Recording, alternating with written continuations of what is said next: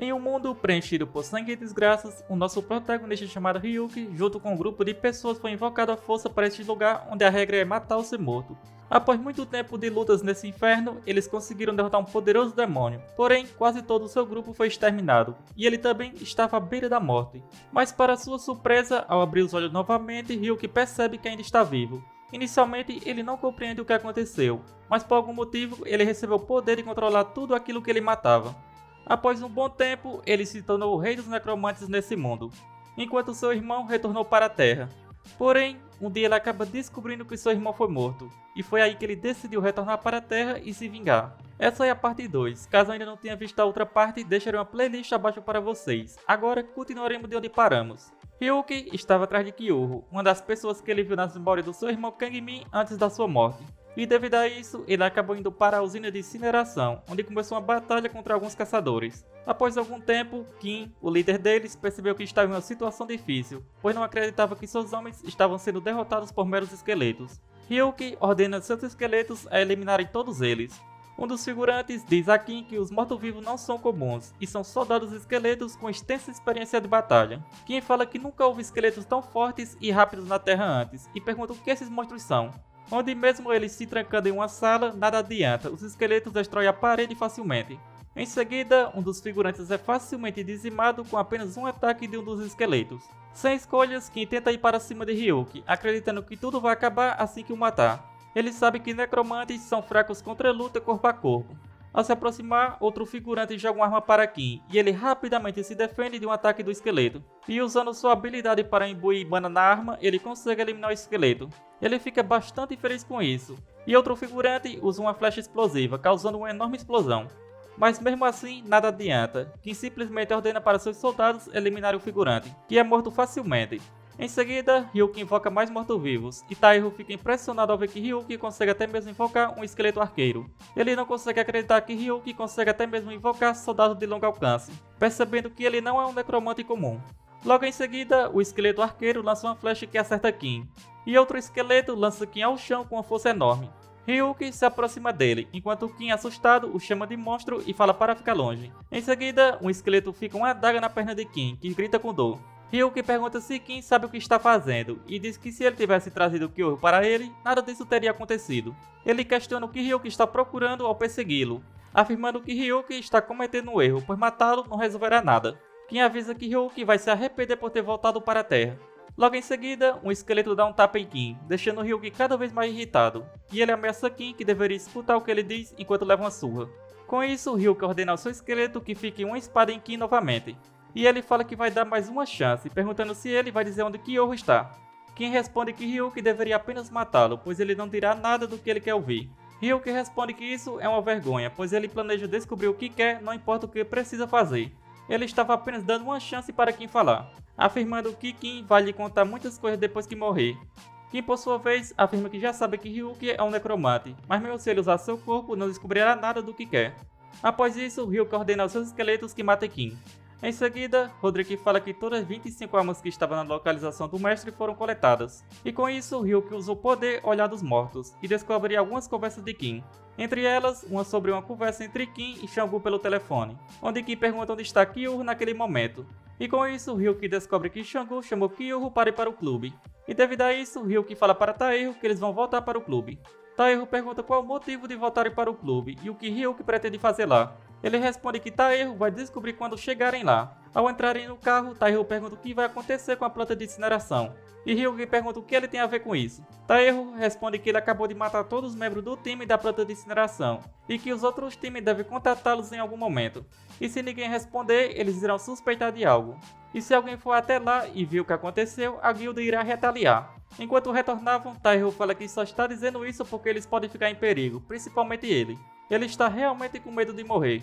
Taeho reconhece que Ryuki é um necromante muito forte, e pela primeira vez em sua vida, viu seres tão poderosos e perigosos como guerreiros esqueletos que Ryuki invocou.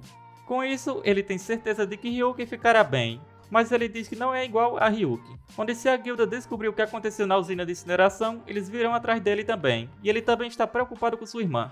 Ryuki pergunta se era tudo isso que Taeho queria dizer, E ele responde que Ryuki pode controlar a morte e revivê-los. Ryuki pergunta se Taeho quer que ele esconda as evidências das mortes na usina usando seu poder de reviver os mortos. Taeho responde que não é preciso revivê-los, mas seria melhor se ele escondesse todas as evidências. Ryuki fala que não precisa daqueles lixos, pois ele já tem uma boa equipe de batalha.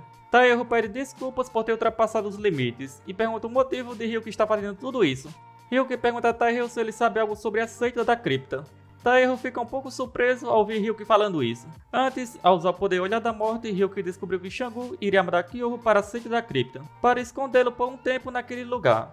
Taeho pergunta como Ryuki sabe sobre a seita da cripta, e ele responde que viu isso nas informações dadas pela associação sobre seu irmão. Taeho diz que a seita da cripta é uma organização criminosa sendo a maior gangue do país. E também, depois de alguns de seus membros despertarem, continuaram suas atividades criminosas com ainda mais frequência. Taeho relata que o mestre Kang-min sempre interferiu nos planos deles, e por isso o relacionamento entre a guilda e a seita cripta sempre foram hostis. Taeho conta que quando as primeiras masmorras e monstros apareceram na Terra, acreditava-se que esta catástrofe era o começo do fim para os humanos. Mas, depois de um tempo, parte das pessoas despertou e outra parte começou a voltar de outras dimensões. Desde então, ninguém usou mais o termo catástrofe, pois a humanidade conseguiu se adaptar. E sem hesitar, muitos usaram suas habilidades para realizar performances maiores e mais ousadas em crimes do que antes. Ryuki pergunta se Kang-min eliminou toda a seita da cripta, e Taeho responde que não, pois até o fim da sua vida ele não conseguiu fazê-lo.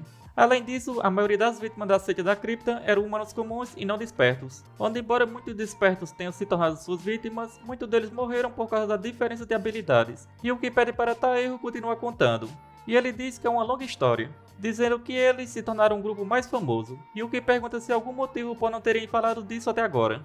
E Taeho responde que não sabe ao certo, mas se alguém viesse e visse esse carro, as coisas poderiam complicar. Ryuki afirma que se isso acontecer, vai matar todos eles. Ele diz que vai fazer seu trabalho enquanto Taeho faz o dele, e pede para Taeho contar tudo o que sabe sobre a seita da cripta. No clube, Shangu pergunta a Kyoho para que ele havia contado sobre a morte de Kang-min. Kyoho pergunta o que Shangu quer dizer com isso, afirmando que não é desse tipo de pessoa. Irritado, Shangu pergunta por que o irmão mais velho de Kang-min, que acabou de retornar de outra dimensão, já sabe sobre eles e a morte de Kang-min. Kyoho diz que não sabe e alega que Shangu está enganado, pois ele se livrou de todas as evidências após a morte de Kang-min. Então, Kyoho questiona por que ele falaria algo sobre isso. Shangu responde que está apenas um pouco preocupado. Kyoho começa a rir e pergunta se Shangu está preocupado com esse pequeno problema, perguntando se ele está nervoso só por causa disso. Kyoho sugere que eles poderiam se livrar rapidamente da causa da preocupação dele. Em seguida, Kyoho pergunta onde o bastardo está, afirmando que vai mandar seu pessoal se livrar dele. Shangu fica incomodado com a atitude de Kyoho e pergunta se ele acha tudo isso engraçado. Kyoho nega e pede desculpas. Depois disso, Shangu diz para Kyoho segui-lo, pois temporariamente eles vão ficar na seita da cripta. Kyoho questiona o motivo disso, e Shangu apenas reafirma sua ordem, dizendo que ele deve seguir o que foi dito, se não quiser morrer. Após isso, Shangu então pede para um de seus colegas ficar de olho em tudo, e monitorar qualquer coisa suspeita nos monitores de vigilância, e ele fala que vai voltar em breve. Depois que Shangu e Kyoho vão embora, o figurante que estava olhando as câmeras de vigilância fica surpreso ao ver Taeho junto com Ryuki novamente. Todos ficam surpresos e questionam por que ele não foi para a usina de incineração. Um deles diz que Ryuki deveria ter morrido há muito tempo e pergunta o que ele está fazendo naquele lugar. Eles se questionam se Ryuki desistiu de ir embora e decidiu retornar. Com isso, o figurante ordena que entre em contato com ele, mas também se preparem para a batalha. Outro figurante pergunta se deve contatar Shangu, mas ele responde que vai cuidar disso sozinho. Ele também instrui a dizerem aos guardas para deixarem eles entrarem.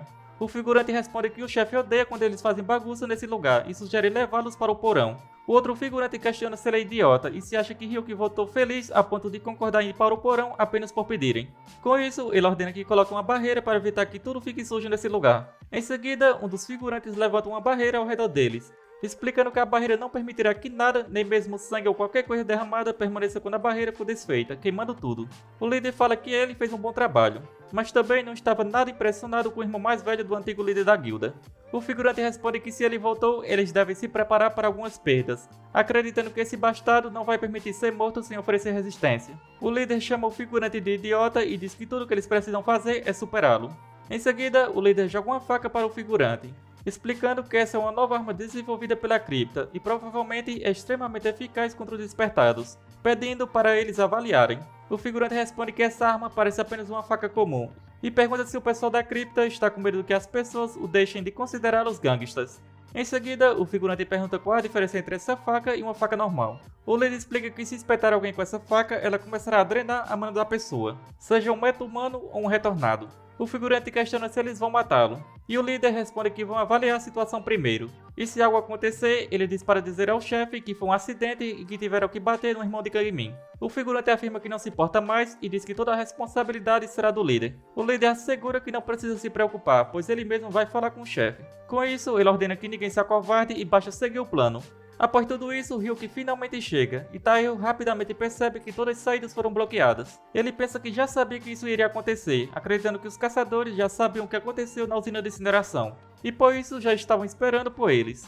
Ele se pergunta o que deveria fazer, pensando que não há um canto seguro nessa sala para ele. Com isso, ele percebe que não tem escolhas a não ser lutar ao lado de Ryuki contra eles. Então, se questiona se Ryuki será capaz de lidar com todos eles ao mesmo tempo. E assim, chegamos ao final deste vídeo. Como sempre, espero que tenham curtido. Não se esqueça de deixar o seu like e se ainda não é inscrito, não custa nada se inscrever. Isso me motiva bastante a trazer novos vídeos o mais rápido possível. Se chegou até aqui, só tenho a agradecer. Nos vemos no próximo vídeo. Falou!